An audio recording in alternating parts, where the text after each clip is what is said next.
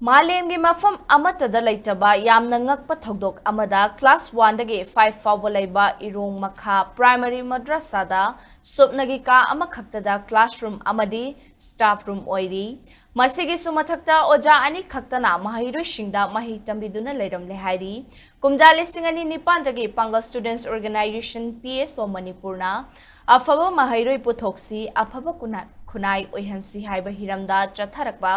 academic campaign ki saruk ama oina ngasi Kaching district ki manung chana leiba irong chesaba makha lekai da leiba irong makha primary madrasa da organization asigi thomi singna chatuna yengsinki high school asida subnagi ka ama khakta class 1 dagi 5 fawbagi class tawramba khakta natana oza ani khaktana mahiroi shingda mahi takpi tambiduna leiramle hairi staff room su leitabana hairiba ka adu staff room su puna oiramba PSO Manipur gi thomi singna thengnabada angakpa phongdorakli yengsing khongchat adu da saruk yakiba PSO Manipur gi finance secretary yumkhaibam asgar na hai jerio zone 3 thobal gi makha da leiba mahiroi marfu hena tamliba school asida oiramliba fibam asi ngaktaba ngamde fibam asi urubada Manipur lenga ki school fagat hansi mission asi paperwork khakta oirabra haibasi chingna da bangamlaktre school asigi toilet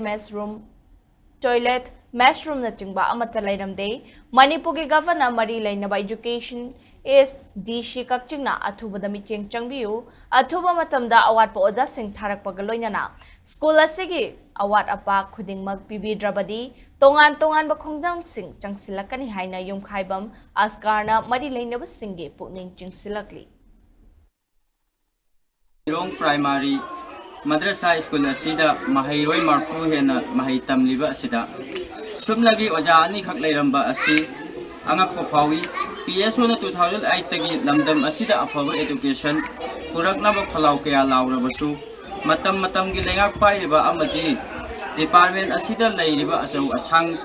khudingmakna ngahakki tawsinaba natana thamoi sengna education bu awangba thakta ukhat ningbagi wakhal leiti haiba asi mayak larba khudamni tigumlaba school asida yawramdriba asina wahang ama hangali madudi department da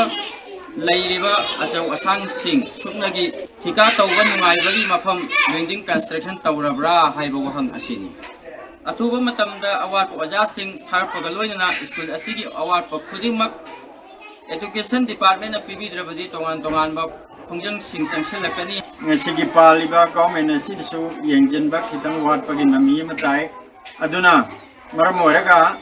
waliba classroom thu matamda mari leinaba singna sabiu